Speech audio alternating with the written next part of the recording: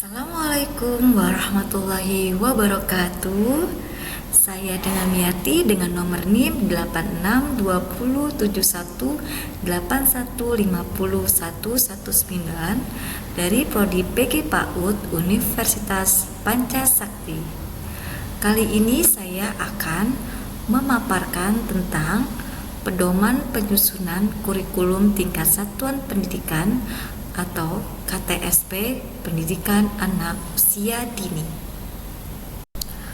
Apa itu pengertian kurikulum? Kurikulum adalah seperangkat rencana dan pengaturan mengenai tujuan, isi, dan bahan pelajaran serta cara yang digunakan sebagai pedoman penyelenggaraan kegiatan pembelajaran untuk mencapai tujuan pendidikan tertentu. Undang-Undang Nomor 20 Tahun 2003 tentang Sistem Pendidikan Nasional Bab 1 Pasal 1 Angka 19. Apa itu KTSP?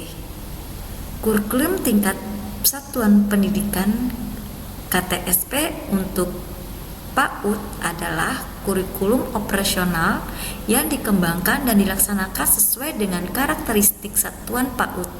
Artinya, kurikulum ini dibuat oleh satuan pendidikan disesuaikan dengan karakteristik satuan PAUD seperti keadaan lingkungan, peserta didik, pendidik, sarana dan prasarana, biaya dan nilai-nilai yang mendasari, serta program yang akan dilakukan oleh satuan PAUD.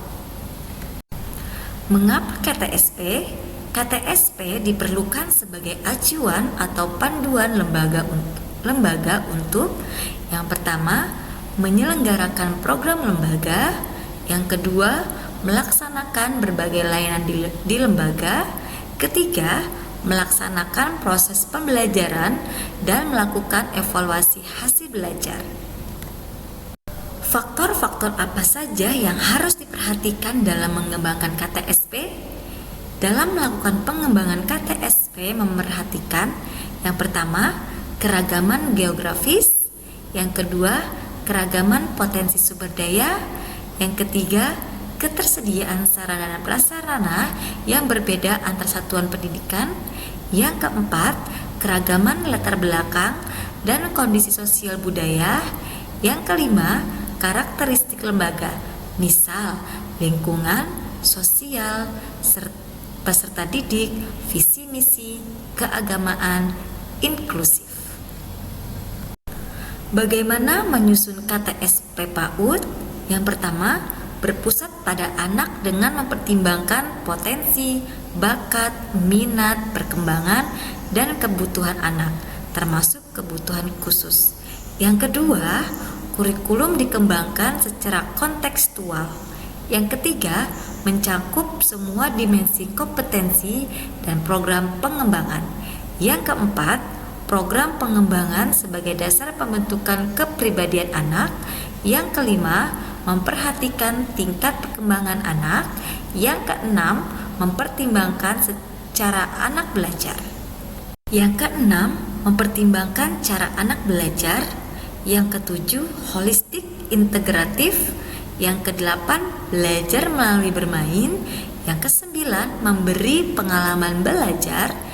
Kesepuluh, memperhatikan dan melestarikan karakteristik sosial budaya. Pengembangan kurikulum tingkat satuan pendidikan atau KTSP.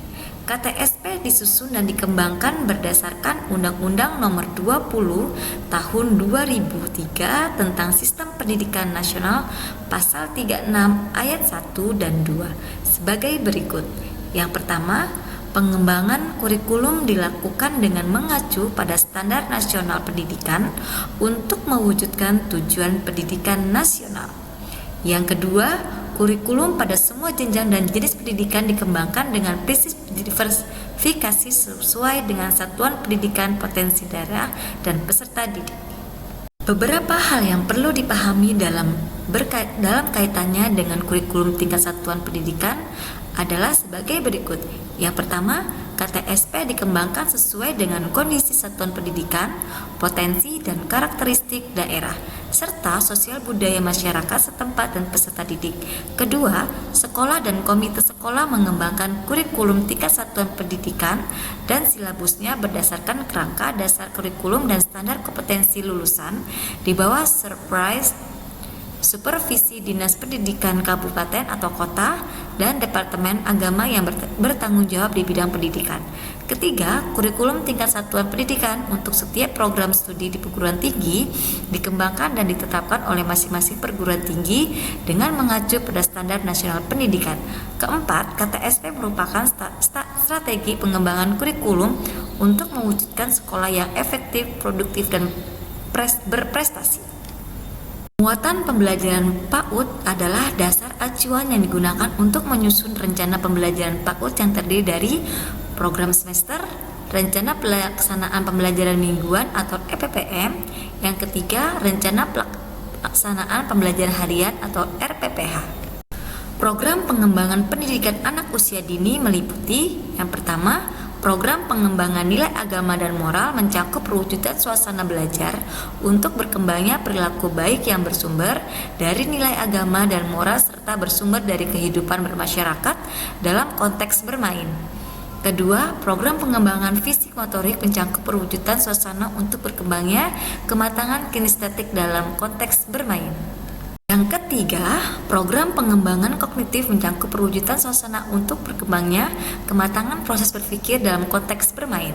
Keempat, program pengembangan bahasa mencakup perwujudan suasana untuk berkembangnya kematangan bahasa dalam konteks bermain. Kelima, program pengembangan sosial emosional mencakup perwujudan suasana untuk berkembangnya kepekaan, sikap, dan keterampilan sosial serta kematangan emosi dalam konteks bermain. Keenam, program pengembangan seni mencakup perwujudan suasana untuk berkembangnya eksplorasi, ekspresi, dan apresiasi seni dalam konteks bermain. Bagaimana menentukan muatan pembelajaran? Yang pertama, lakukan analisis setiap KD, temukan kata kunci yang diharapkan dicapai dari setiap KD. Kedua, jabarkan dari setiap materi yang ada pada KD. Yang ketiga, kembangkan materi menjadi kegiatan yang sesuai dengan tema atau subtema.